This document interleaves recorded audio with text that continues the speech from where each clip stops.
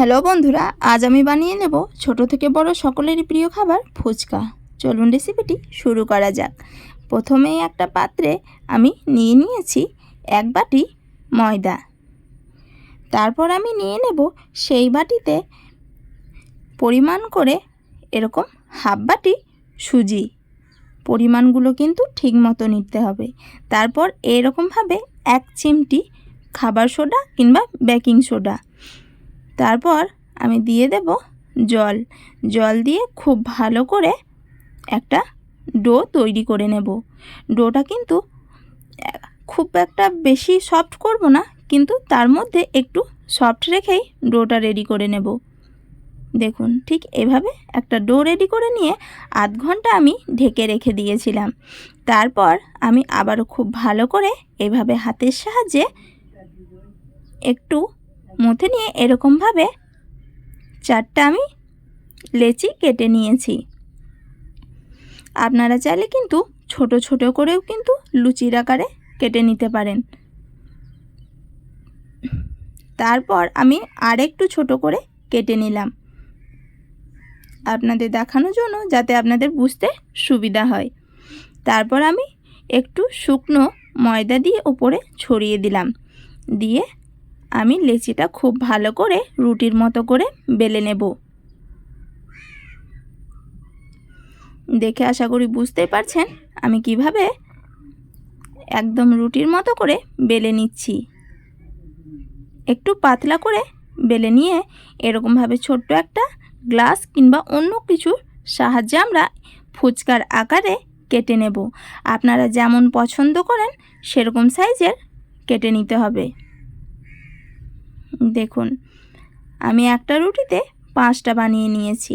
ঠিক এইভাবে সবগুলো ফুচকা আমরা এরকমভাবে বেলে নেব। দেখুন, এরকমভাবে বেলে আমি একটা পাত্রে তুলে নিয়েছি। আর বলে রাখি, আমার চ্যানেলে যারা নতুন তারা তাড়াতাড়ি চ্যানেলটিকে সাবস্ক্রাইব করে পাশে থাকা বেল আইকনটি ক্লিক করে দিবেন, যাতে আমার নতুন নতুন রেসিপিগুলি আপনাদের কাছে পৌঁছে যায়।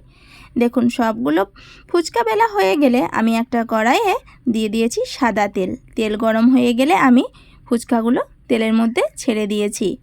দেখুন, আস্তে আস্তে কি সুন্দরভাবে সবগুলো ফুচকা কিন্তু ফুলে উঠেছে। দেখে আশা করি বুঝতে পারছেন ফুচকাগুলো কতটা সুন্দর ক্রিস্পি হয়েছে এবং দেখেই কেমন যেন লোভনীয় লাগছে। দেখুন, আমাদের সবগুলো ফুচকা কিন্তু খুব সুন্দরভাবে ফুলে উঠেছে এবং খুব পাতলা পাতলা হয়েছে, মানে আমরা যেমন পছন্দ করি ঠিক সেরকম। তারপর আমি রেডি করে নেব আলু ও তেঁতুল জলটা। তাই উপকরণগুলো সব একবার দেখিয়ে নিলাম।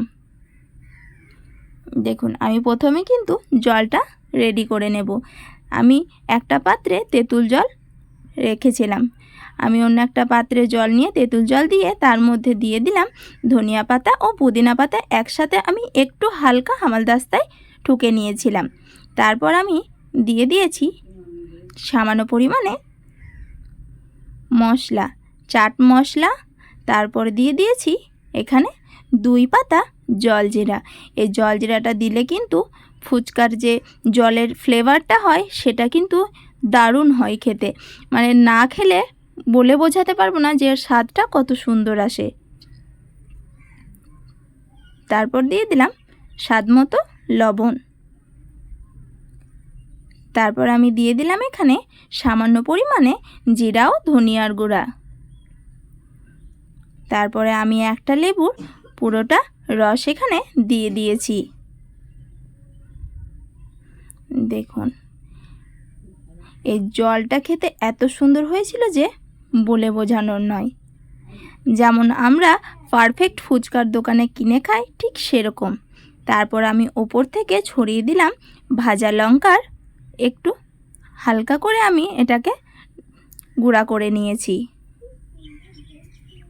তারপর আমি আলুটা রেডি করে নেব। আলুর মধ্যে দিয়ে দিলাম স্বাদ মতো লবণ। তারপর আমি আলুতেও দিয়ে দিয়েছি একটা জলজিরা। তারপর দিয়ে দেব পেঁয়াজ কুচি। পেঁয়াজগুলো কিন্তু এরকম হালকা মোটা মোটা করে রাখতে হবে, তাহলে খেতে বেশি ভালো লাগবে। তারপর দিয়ে দিলাম কাঁচা লঙ্কা কুচি ও ধনে পাতা কুচি। তারপর আমি এখানে কিছু ছোলা সেদ্ধ করে নিয়েছিলাম, সেই ছোলা সেদ্ধগুলো দিয়ে দিলাম আবারও কিছু শুকনো লঙ্কা ভাজা গুঁড়া। তারপর দিয়ে দিলাম চাট মশলা। এই চাট মশলা আর জল জিরাটা না দিলে কিন্তু ফুচকার জল কিংবা আলুর মধ্যে কোনো স্বাদ আসে না। তারপর আমি দিয়ে দিলাম 2 চামচের মতো ফুচকার জল।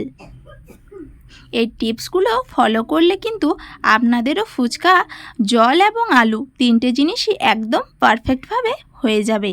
দেখুন আমাদের কিন্তু আলুটাও তৈরি হয়ে গিয়েছে। ফুচকা জল এবং আলু 3টে জিনিসই একদম পারফেক্টভাবে তৈরি হয়ে গিয়েছে। আমি আপনাদের একটা ভেঙে দেখাচ্ছি। দেখুন, দেখে বুঝতে পারছেন কতটা সফট হয়েছে। এখনও আমার জিভে জল চলে আসছে।